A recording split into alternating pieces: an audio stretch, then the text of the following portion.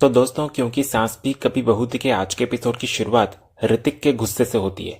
तुलसी को अपने सामने देखकर उसका पुराना दर्द उभर आता है और वो गुस्से में कहता है कि उसे तुलसी से कोई बात नहीं करनी। तो तुलसी उसके पीछे जाती है और उसकी शादी के बारे में हैरानी से पूछती है कि उसने शादी कर ली और एक बेटी भी है उसकी। लेकिन ऋतिक भड़क जाता है। वो पूछता है कि तुलसी किस हक से ये सवाल कर रही है, जब उसे शांति निकेतन के बिकने और परिवार के बिखरने की कोई खबर ही नहीं थी। इधर तुलसी अपनी ममता का वास्ता देती है, लेकिन ऋतिक का दिल पिघलता नहीं है। वो कड़वाहट के साथ कहता है कि अगर वो सच में माँ होती तो उन्हें पूछने की जरूरत नहीं पड़ती, उन्हें सब कुछ पता होता। वो याद दिलाता है कि कैसे तुलसी उसे मझदार में छोड़कर चली गई थी, जबकि उसने कितनी मिन्नतें की थी। फिर ऋतिक आगे कहता है कि उसके माँ के जाने के बाद उसकी दुनिया कैसे उजड़ गई। वो याद दिलाता है कि माँ उसके लिए भगवान और उसकी सबसे बड़ी ताकत थी। उनके जाने के बाद उसकी जिंदगी वीरान हो गई। इधर ऋतिक आगे कहता है कि उसने अपने सपनों की कुर्बानी दे दी। गिटार बजाना उसका जुनून था, संगीत उसका पैशन था, लेकिन माँ के जाने के बाद उसने अपना गिटार हमेशा के लिए छोड़ दिया। इधर परिवार के दबाव में उसने अपने सपनों को किनारे रखकर बिजनेस को संभाला, लेकिन वहां वो बुरी तरह फेल हो गया। उसने मिताली से शादी की, लेकिन वो रिश्ता भी नाकाम रहा और आज वो कर्ज के बोझ तले दबा है और खुद को लूजर महसूस करता है। वो आगे कहता है कि नए प्लांट के लग जाने से उसे एक उम्मीद थी कि कहीं तो कुछ अच्छा होगा, लेकिन उसकी परमिशन भी उसको नहीं मिली। वो अफसोस जताने लगता है कि मुन्नी कहां से कहां पहुंच गई और वो कितना पीछे रह गया। जब तुलसी मुन्नी के बारे में पूछती है तो ऋतिक को और धक्का लगता है कि माँ को मुन्नी की खबर है, लेकिन अपने सगे बेटे की नहीं। इधर अंत में ऋतिक रोते हुए कहता है कि माँ के आशीर्वाद और विश्वास ने उसे ताकत दी थी, लेकिन उनके बिना वो बिखर गया है और उसे संभालने वाला कोई नहीं था। जब तुलसी उसे सांत्वना देने के लिए आगे बढ़ती है तो ऋतिक उसे रोक देता है और कहता है कि उसका दम घुट रहा है। वो तुलसी को वहां छोड़कर चला जाता है और अपने बेटे की यह हालत और बातें सुनकर तुलसी पूरी तरह टूट जाती है। एपिसोड के दूसरे हिस्से में रणविजय सुहास से अपनी चाल का खुलासा कर रहा होता है फोन पर। वो बताता है कि कैसे वो धीरे धीरे वीरानी इंडस्ट्रीज के सारे शेयर्स अपने नाम कर रहा है, ताकि एक बार मेजोरिटी मिलते ही वो वीरानी परिवार को बिजनेस से बाहर फेंक सके। हालांकि वो मानता है कि यह काम उसकी सोच से ज्यादा मुश्किल साबित हो रहा है। इधर रणविजय के जाने के बाद छुपकर यह सब सुन रही तुलसी सतर्क हो जाती है। उसे अंदाजा हो जाता है कि रणविजय की मंशा खतरनाक है और उसे किसी भी तरह ऋतिक को आगाह करना होगा, चाहे वो कितना ही नाराज क्यों ना हो। दूसरी तरफ ऋतिक एग्जीबिशन के किचन में पहुंचता है, जहां वो अकेलापन और हताशा महसूस करता है। इधर मिताली के ताने और मुन्नी की बातें उसके दिमाग में गूंजने लगती है। उसे लगने लगता है कि सच में हर कोई उसे लूजर ही समझता है। ये सारे तानों को सुनने के बाद वो एकदम से पागल सा हो जाता है।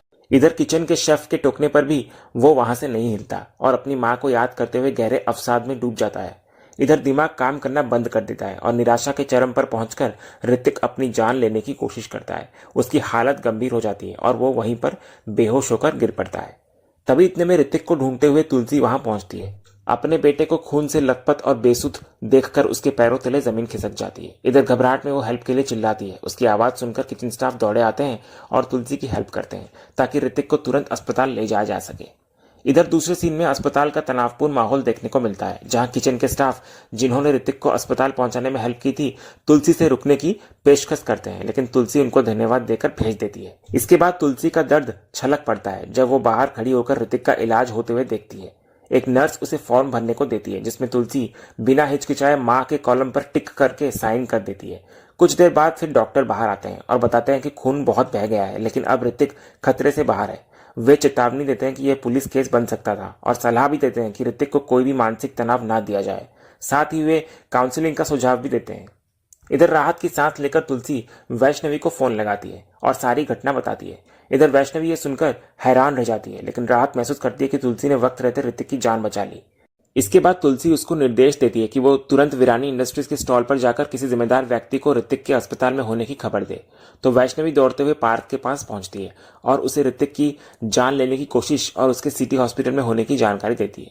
यह सुनकर पार्थ के होश उड़ जाते हैं। इसके बाद वैष्णवी जब बोलती है कि काकी ने ही ऋतिक को बचाया है और अभी वो ठीक है और अभी वो उनके साथ भी हैं, तो पार्थ राहत की सांस लेता है। फिर वो तुरंत मिहिर को फोन करके सारी बात कह देता है। मिहिर भी अपने बेटे की हालत और अस्पताल का नाम सुनकर एकदम से शॉक्ड हो जाता है। दूसरे सीन में मिहिर बदहवास हालत में अस्पताल पहुंचता है। इधर डॉक्टर उसको बताते हैं कि ऋतिक अब खतरे से बाहर है और इसका सारा श्रेय उनकी पत्नी तुलसी को जाता है, जो उसे सही समय पर ले आई। इधर डॉक्टर मिहिर को ऋतिक के मानसिक स्वास्थ्य का ध्यान रखने की भी सलाह देते हैं। इसके बाद दूसरे सीन में मिहिर और तुलसी के बीच एक जोरदार बहस होती है। मिहिर के सवाल पर कि ऋतिक को क्या हुआ तो तुलसी का गुस्सा फूट पड़ता है। वो मिहिर पर बरस पड़ती है कि एक बेटे अंगद को तो उसने पहले ही दूर कर दिया अपने से और दूसरे ऋतिक को भी संभाल नहीं पाया। वो याद दिलाती है कि ऋतिक कितना हंसमुख और भोला था, लेकिन आज मिहिर और नयना की वजह से वो इस हद तक टूट गया कि जान लेने की कोशिश कर बैठा। तुलसी इल्जाम लगाती है कि मिहिर ने अपने पार्टनर के सामने महान बनने के लिए ऋतिक की शादी मिताली से कराकर उसकी जिंदगी बर्बाद कर दी।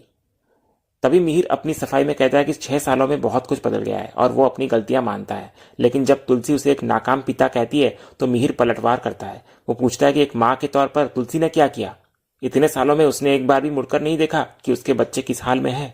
तो इस पर तुलसी का दर्द और त्याग झलक पड़ता है। वो कहती है कि उसने मिहिर के नाजायज बेटे करण को अपनाकर और मिहिर के धोखों को बच्चों से छुपाकर ही एक माँ का फर्ज निभाया है।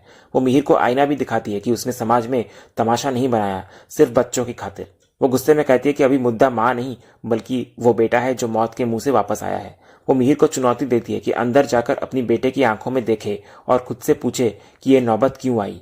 जवाब मिलने पर वो बेटे और उसकी माँ को बताए। इतना बोलकर तुलसी वहां से चली आती है।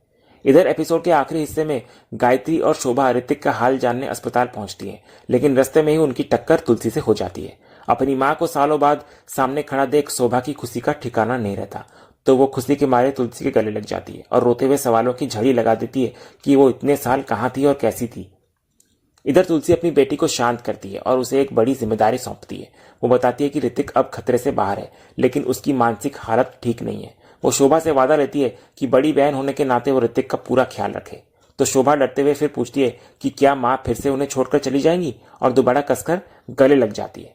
इसके बाद एक बहुत ही भावुक पल आता है। तुलसी गायत्री काकी का हाल पूछती है कि वो कैसी हैं, तो जवाब देने के बजाय गायत्री आत्मग्लानि से भर जाती है और तुलसी के पैरों में गिरकर अपने किए की माफी मांगने लगती है। तो तुलसी तुरंत उन्हें उठाती है और बेंच पर बिठाती है। वो बड़े सम्मान से कहती है कि बा और सविता माँ के बाद अब गायत्री और दक्षा काकी ही घर की मुखिया हैं। तो बड़ों के मुंह से माफी मांगना छोटों को शोभा नहीं देता। वो कहती है कि बड़ों के हाथ हमेशा आशीर्वाद के लिए सिर पर होने चाहिए, ना कि माफी मांगने के लिए पैरों में। और इसी सीन के साथ ये एपिसोड यहीं खत्म होता है। तो दोस्तों, आज का ये वीडियो आपको कैसा लगा कमेंट के माध्यम से हमें जरूर कहिएगा और कमेंट में हाइप करना भी मत भूलिएगा और वीडियो को लाइक शेयर सब्सक्राइब करना भी मत भूलिएगा, ताकि ऐसे ही रोज लेटेस्ट एपिसोड के अपडेट्स आप हमारे इस चैनल पर पा सकें। तो मिलते हैं हम एक नए एपिसोड के रिव्यू में, तब तक के लिए नमस्कार।